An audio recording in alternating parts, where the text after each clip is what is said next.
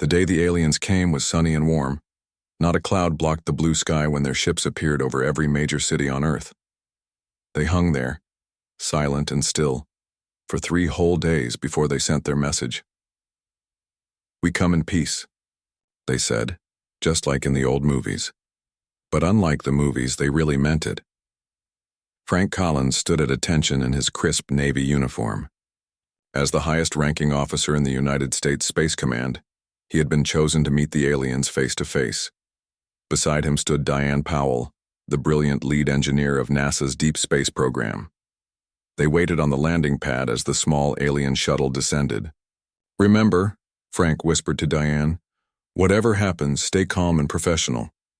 Diane nodded, but her hands fidgeted at her sides. "They crossed galaxies to get here, Frank. Their technology must be centuries beyond ours." The shuttle door opened with a soft hiss. Out stepped 3 figures that looked almost like tall, thin humans except for their bluish skin and large, diamond-shaped eyes. The one in front wore an ornate silver suit that seemed to flow like water when he moved. "Greetings, humans," the leader said in perfect English. "I am High Counselor Zextar of the Galactic Confederation. We have been observing your world for some time." Frank stepped forward and saluted. "Admiral Frank Collins, United States Space Command. This is Dr. Diane Powell, our chief engineer. On behalf of Earth, welcome." Zextar's mouth curved into what might have been a smile. "How quaint. Your species still divides itself by geographical boundaries." He gestured to his companions. "This is Science Director Krelvan and Security Commander Lasnar. We represent 27 advanced civilizations that form the Confederation." The first meeting went well enough. The aliens seemed friendly, if a bit stiff. They asked to see Earth's technology, especially military and space tech. The world leaders agreed, hoping to impress their visitors. The next day, Frank and Diane led the aliens through America's most advanced research facility. They showed them the newest fighter jets, prototype laser weapons, and space rockets with pride. "This is our latest orbital vehicle," Diane explained, pointing to a sleek shuttle. "It can reach the International Space Station in just under 3 hours." Zextar exchanged looks with his companions. The corner of his mouth twitched. "Fascinating. May I?" He pulled out a small device and waved it over the shuttle. Numbers and symbols flickered in the air above it. "This is how you still reach orbit?" Krelvan asked. "Burning chemical fuel?" "Yes," Diane said. "Our most efficient system to date." A sound came from Zextar that took Frank a moment to recognize. The alien was laughing. "Forgive me," Zextar said, not sounding sorry at all. "It's just... well, this technology is what we would consider pre-spacefaring. Children's toys, really." Frank felt his face grow hot. "These are the most advanced machines humans have ever built." "Of course they are," Zextar said in a tone one might use with a child. "And they're very impressive, for humans." The tour continued through weapons labs, communication centers, and finally to the quantum computing facility, the pride of American science. Each time, the aliens' reactions ranged from poorly hidden amusement to outright laughter. "You're binary. Computing is charming," Krelvan said, studying the massive quantum computer that took up an entire room. "We moved beyond such systems about 8,000 years ago." By the end of the day, Frank's jaw hurt from clenching it so hard. Diane had grown quieter with each dismissive comment from their visitors. They sat now in the White House meeting room with the president and representatives from other world powers. Zextar stood at the front, projecting images of magnificent cities on distant worlds. "The Galactic Confederation welcomes developing species," Zextar explained. "We offer protection and guidance to those not yet ready for true interstellar citizenship." "What exactly are you proposing?" the president asked. "Earth will be granted protected status," Zextar said with a benevolent smile. "We'll station observers here to monitor your development and prevent you from accidentally harming yourselves with experiments beyond your understanding." Frank leaned forward. "And in return, we'll provide limited technological assistance. Nothing too advanced. We wouldn't want to disrupt your natural development. Perhaps medical tools, cleaner energy." Zextar spread his long-fingered hands. In time, perhaps a century or two, you might advance enough to be considered for provisional membership. The Russian president frowned. This sounds like colonization. Not at all, Zextar said smoothly. Think of it as mentorship. Your species has potential, but you're simply not ready for the wider galaxy yet. Your technology is primitive. Your understanding of cosmic principles is, he paused, searching for a diplomatic word, developing. And if we refuse? Frank asked.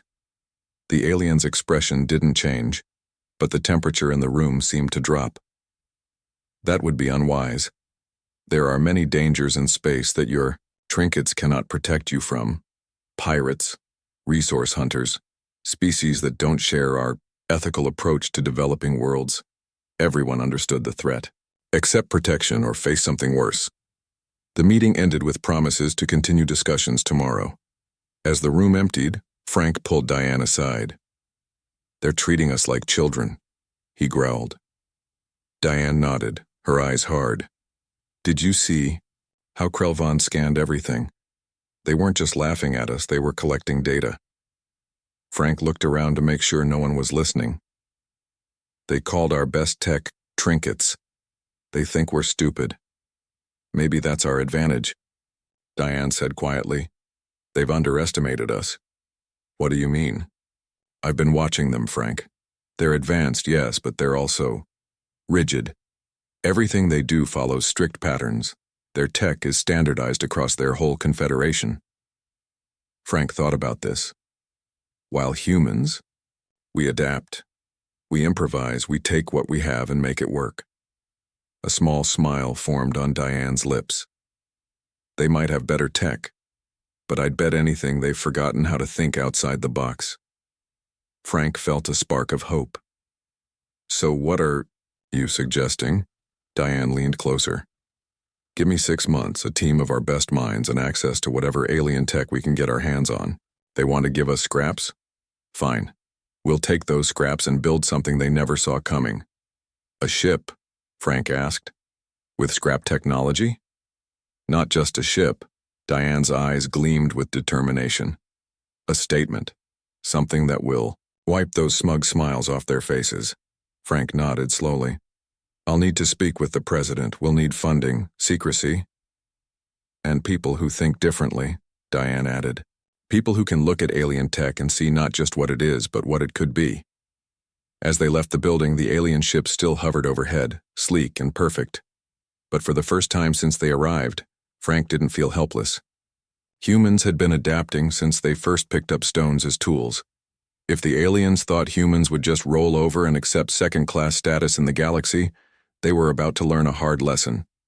Humanity wouldn't just survive in this new galaxy. They would thrive. 6 months passed since the aliens came to Earth. 6 months of watching the Confederation ships hover over cities. 6 months of alien observers walking through labs and military bases, smiling their not-quite-human smiles as they inspected human technology. 6 months of feeling small.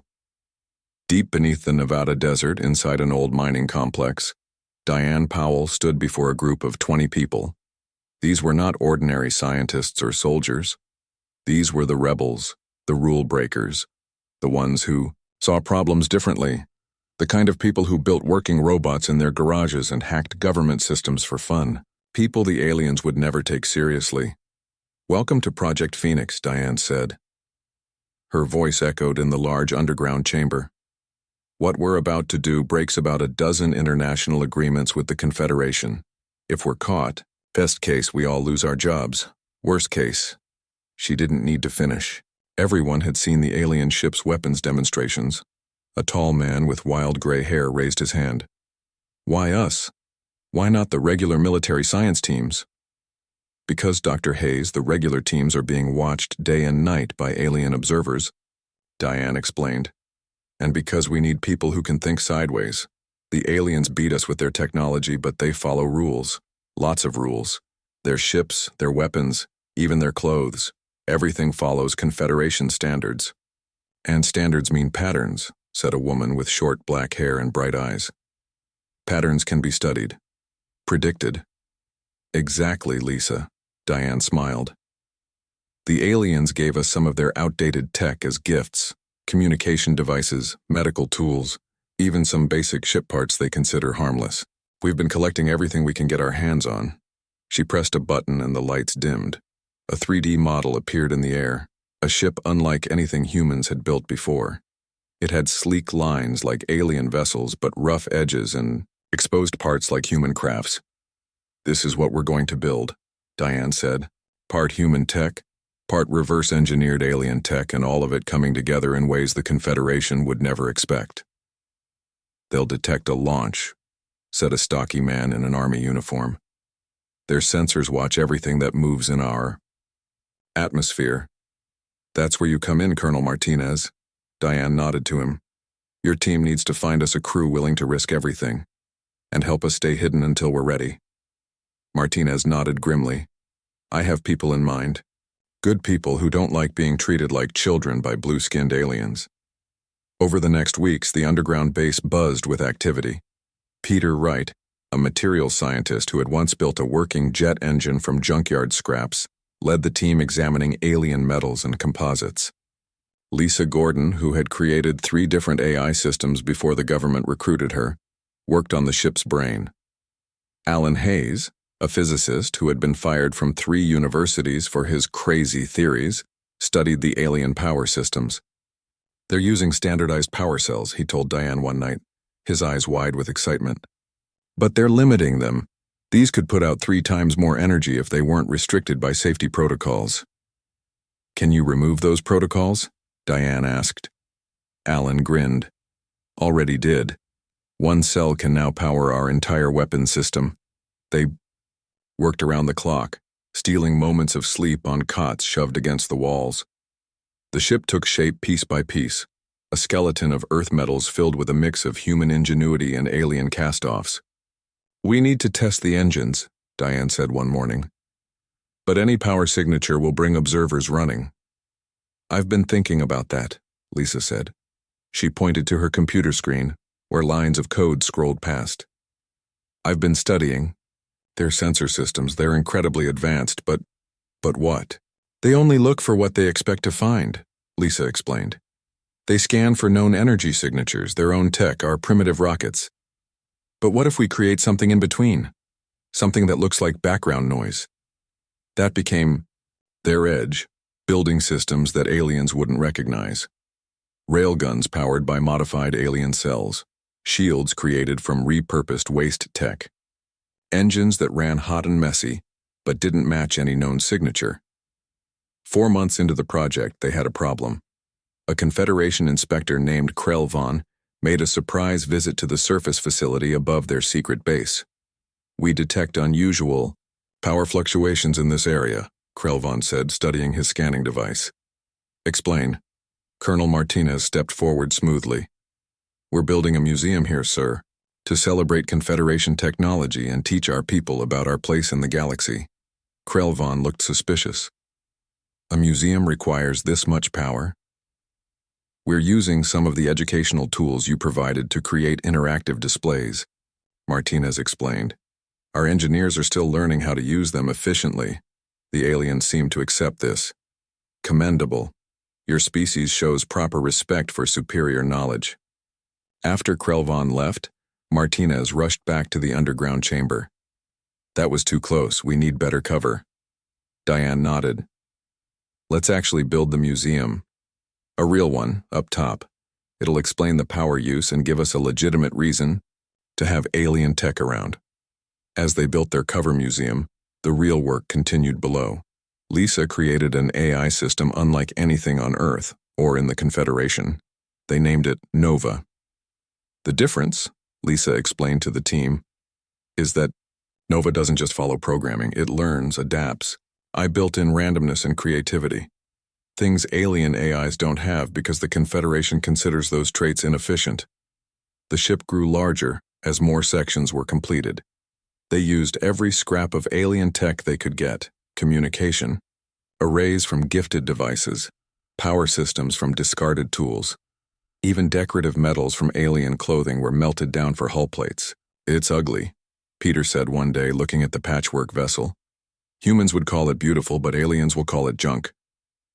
Good, Diane replied. Let them underestimate us again. 5 months in, they hit their biggest challenge, the drive system. Earth rockets wouldn't be fast enough. Alien drives were too complex to fully reverse engineer. We need something in between, Diane told the team during a late-night meeting. Something that uses principles they know, but in ways they'd never consider. Alan Hayes hadn't slept in 3 days. His hair stuck out in all directions. What if we don't try to copy their tech exactly? What if we use their power cells to supercharge our best engines? It won't be as elegant as their systems, but it might be less predictable, Diane finished, growing excited. Their ships follow perfect flight paths. What if ours doesn't? What if it jumps and lurches and does exactly what they don't expect? As the 6-month mark approached, Colonel Martinez's crew began training in virtual systems. The underground chamber had become a hive of activity, with the ship, nicknamed the junkyard by the crew, nearly completed. We'll need another month for final systems, Diane told Frank when he visited. Maybe 2. Frank shook his head grimly. We might not have that long. The Confederation has moved up their timeline. They're bringing in more ships next week. Once those arrive, we'll have observers everywhere. Diane looked at their creation, rough and unfinished, but already incredible. A human ship built from alien scraps designed to do the impossible. Then we finish now, she said. Ready or not? The ship wasn't ready. Everyone knew it. Systems needed testing. Weapons needed calibration. The hull still had gaps covered by temporary plates. But time had run out. Confederation ships entering Earth orbit, said Kate Murray, their communications specialist. Her fingers flew over the keyboard as she monitored alien transmissions. 5 new vessels, much bigger than the ones already here. Diane Powell stood in the control center of their underground base, surrounded by screens showing the ship's status. The vessel now filled most of the massive chamber, its metal skin a patchwork of Earth steel and alien alloys. Some sections gleamed like mirrors, others looked rough and unfinished. What's their plan? Colonel Martinez asked, looking over Kate's shoulder at the intercepted alien transmissions. Kate's face was grim. They're bringing in what they call integration specialists.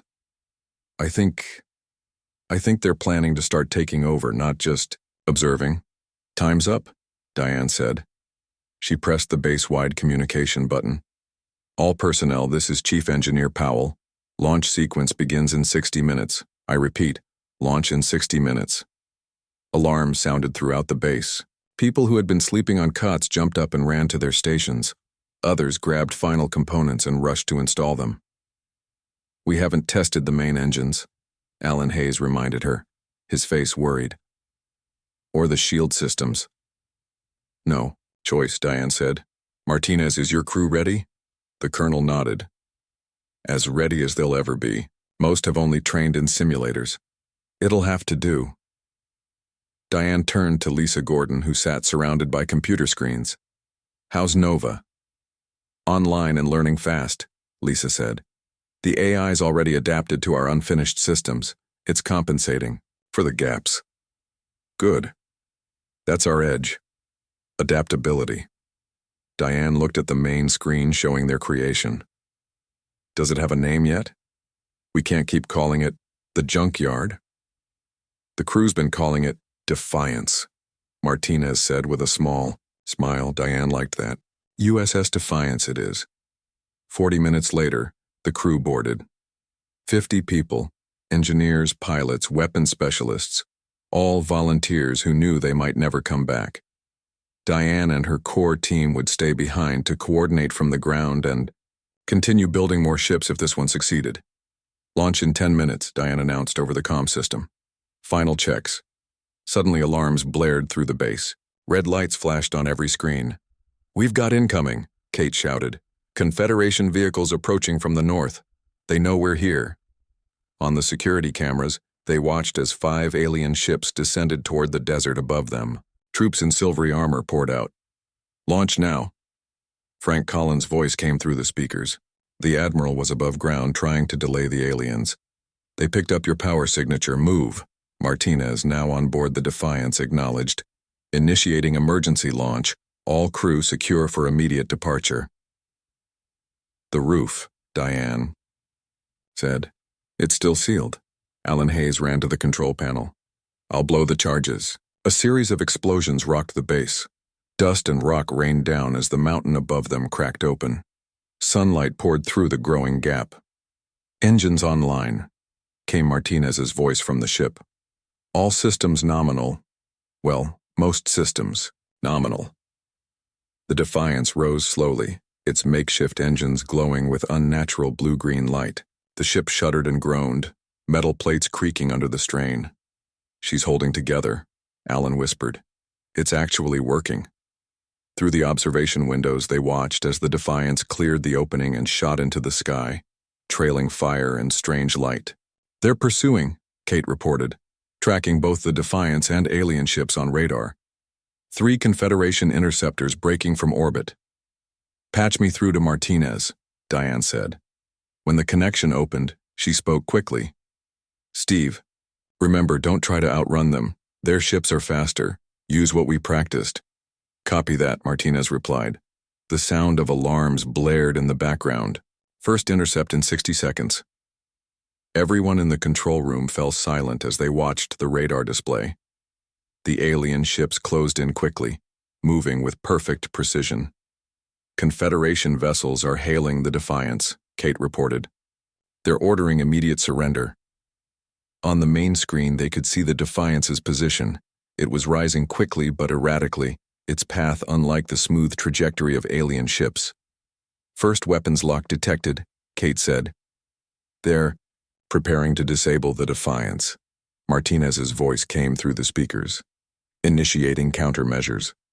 On the display, the Defiance suddenly released a cloud of debris, scraps of metal mixed with low-grade alien technology. The cloud created a confusing radar signature splitting into multiple targets. They're confused, Kate said, excitement in her voice. Their targeting systems are trying to lock onto each piece. Now the engines, Diane whispered. The Defiance's power signature suddenly changed, dropping almost to nothing before flaring, brighter than before. On radar, the ship seemed to jump position. Direct hit on Alien Vessel 1, Kate shouted. The railgun worked. A cheer went up in the control room. The modified Earth weapon, powered by overcharged alien cells, had punched through the Confederation ship's shields. They didn't expect that, Alan said, grinning. Their shields are tuned for energy weapons, not physical projectiles moving at those speeds. The battle continued for 9 tense minutes. The Defiance couldn't match the aliens for speed or power, but it did something they never expected. It behaved unpredictably. When Confederation ships formed perfect attack patterns, the Defiance zigzagged randomly. When they fired precise energy beams, the human ship released chaotic countermeasures. They're retreating, Kate finally announced. 2 Confederation ships damaged, 1 destroyed. The control room erupted in cheers. Diane felt tears in her eyes as she watched the radar display. The Defiance continued upward, now unopposed, reaching for the stars. We did it, Alan said beside her. We actually did it. Phase 1, Diane corrected him. We've just started. The base shook as explosions sounded above. The Confederation ground forces had reached the entrance. Evacuation Plan Delta. Diane ordered. Grab what you can carry. We meet at the backup site in 48 hours. As her team rushed to collect critical data and equipment, Diane took one last look at the main screen. The Defiance was just a dot now, heading toward the moon. They called us primitive, she said softly.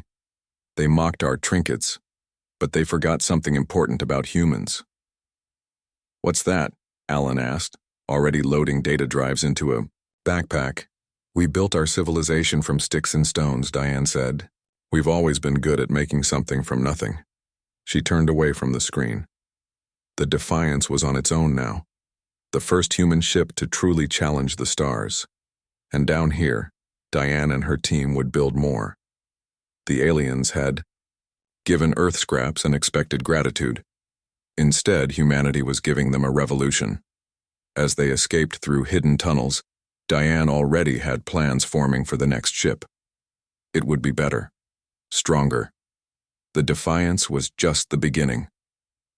The Defiance limped through space, trailing small pieces of metal and vapor.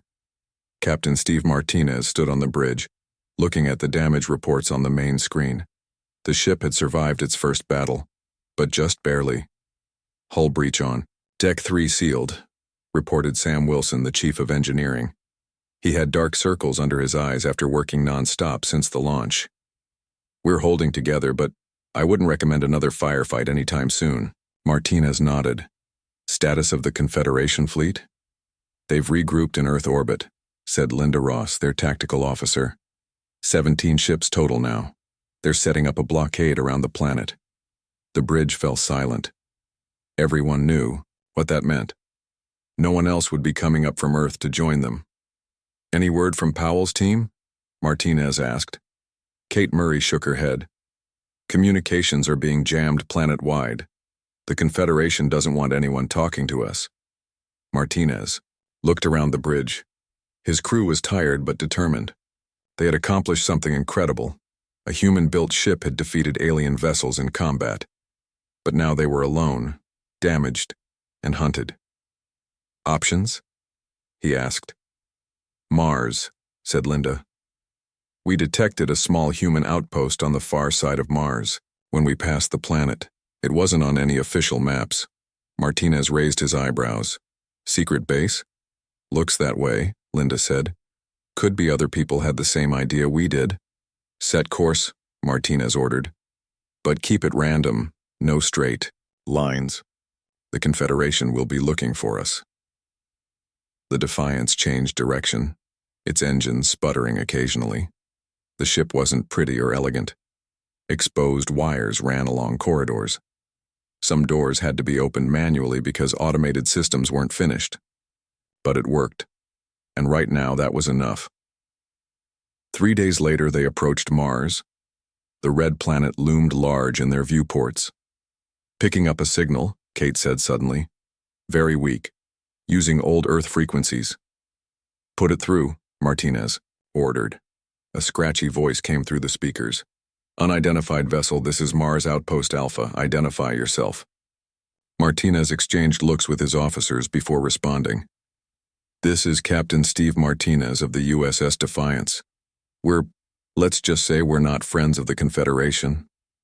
A long pause followed. Then, Defiance, we've heard about you. The ship that fought back. Welcome to Mars. Follow our beacon to landing coordinates.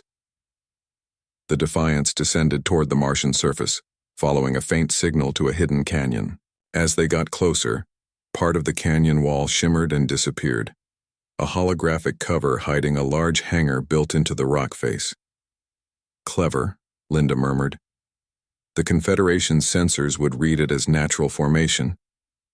Inside the hangar, they found a surprise. 3 small ships, similar to the Defiance but even rougher looking, sat in various stages of completion. Dozens of people in mismatched spacesuits worked on them. As the Defiance landed, a group approached to meet them. Their leader was a tall woman with short gray hair and a no-nonsense expression. Captain Martinez? She asked as he exited the ship.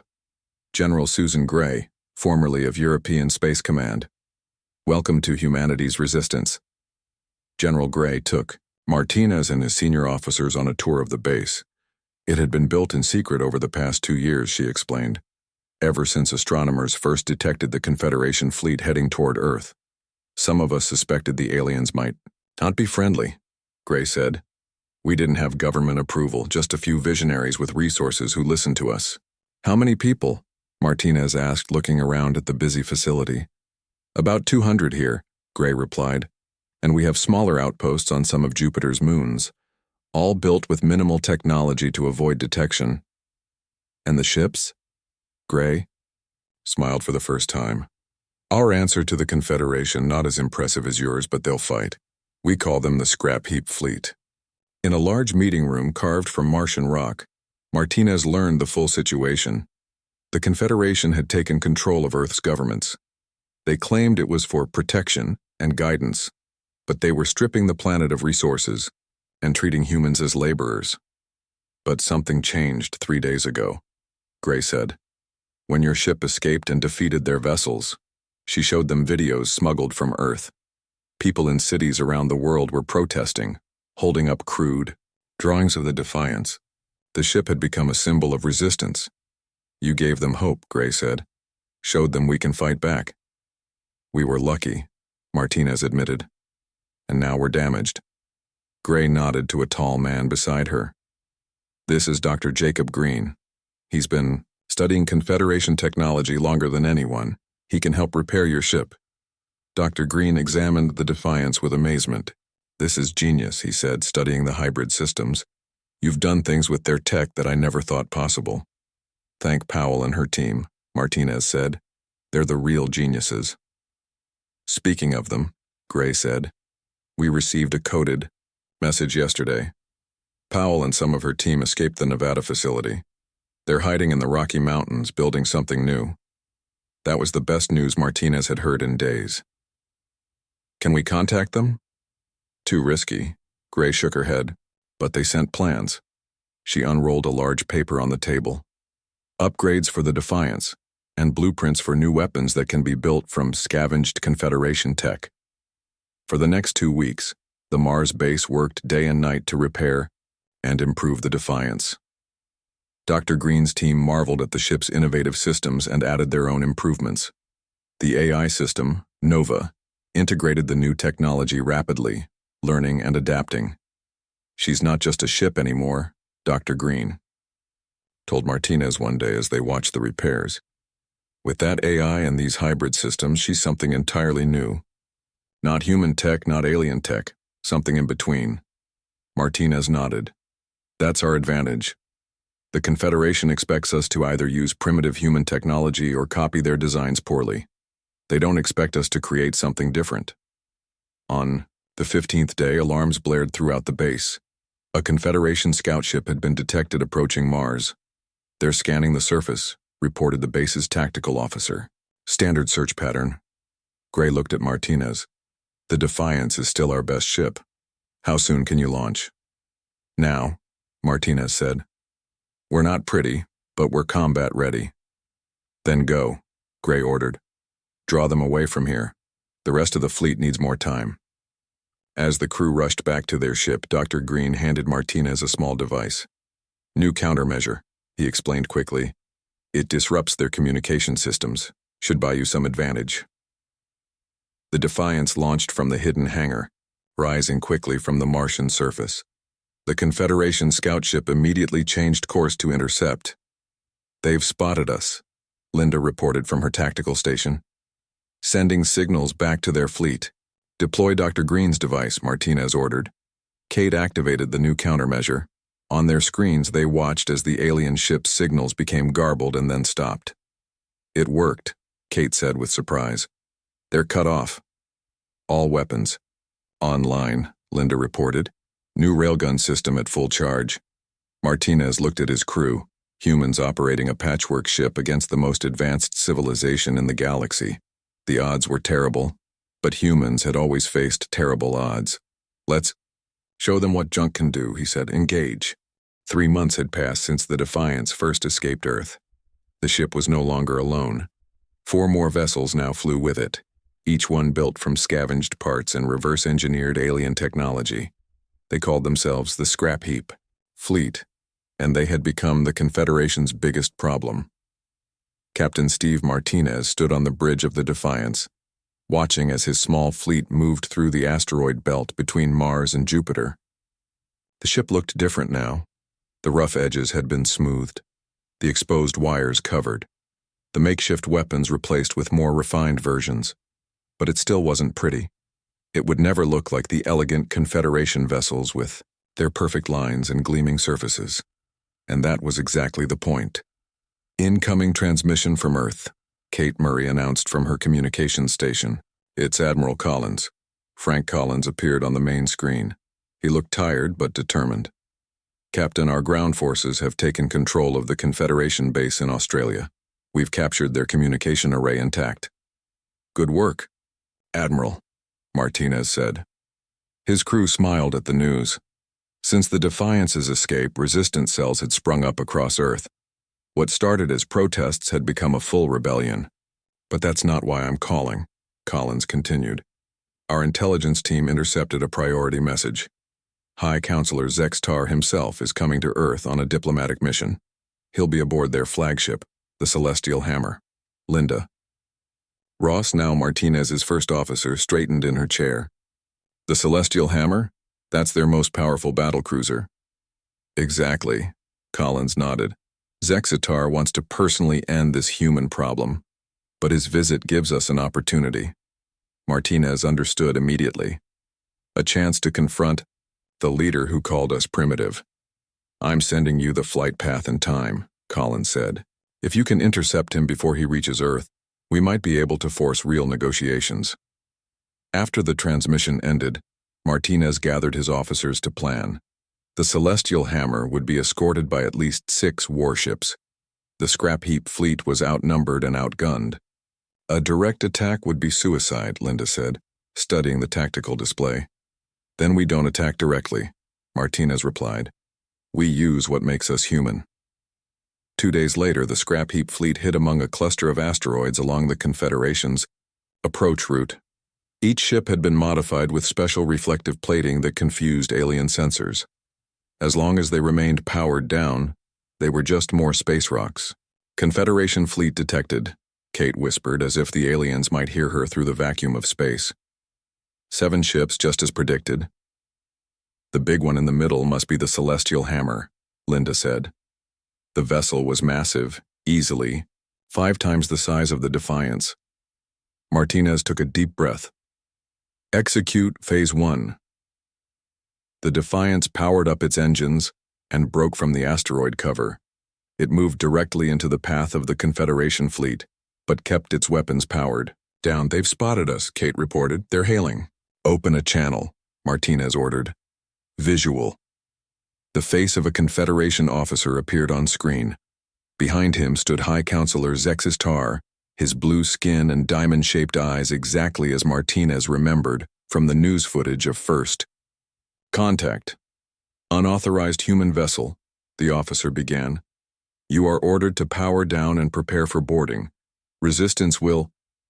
I wish to speak with High Counselor Zexatar, Martinez interrupted.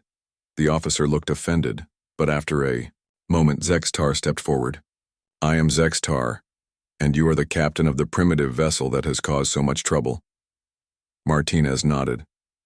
Captain Steve Martinez of the USS Defiance. We request a meeting. Zextar's mouth curved into that not-quite-human smile. A meeting? Your species has attacked Confederation facilities, stolen our technology, and built illegal vessels. And now you request a meeting?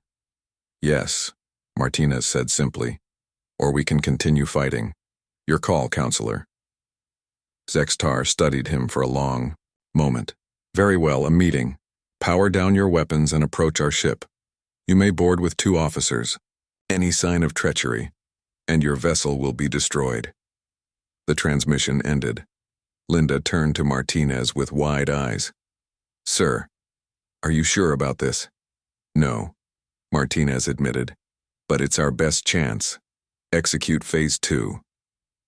As the Defiance slowly approached the massive Confederation flagship, the other 4 ships of the scrap heap fleet remained hidden. If things went wrong, they were the backup plan. Martinez selected Linda and Dr. Jacob Green to accompany him.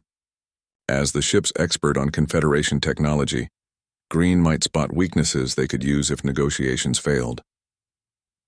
The 3 humans docked with the Celestial Hammer and were escorted through pristine corridors to a large meeting room. Zextar waited with 4 other Confederation officials. The alien leader looked just as smug as he had during first contact. I must admit, Zexatar said as the humans entered, I'm curious to see the primitives who have caused such disruption. Please, sit. The meeting began badly. Zexatar lectured them on the proper place of developing species. He explained how the Confederation's rules existed for good reasons, how humans were simply too young and reckless for full galactic citizenship. Your ships are impressive for your level of development, Zexatar conceded, but they are still crude imitations of proper Confederation technology. Martinez had heard enough. With respect, counselor, our ships aren't imitations. They're innovations. He nodded to Dr. Green, who placed a small device on the table. It projected a hologram of the Defiance showing its internal systems. We didn't just copy your technology, Martinez explained. We reimagined it. Your power cells were limited. By safety protocols, we removed those limits. Your weapons were designed for precision. We modified them for versatility. Your shields were programmed for specific energy signatures.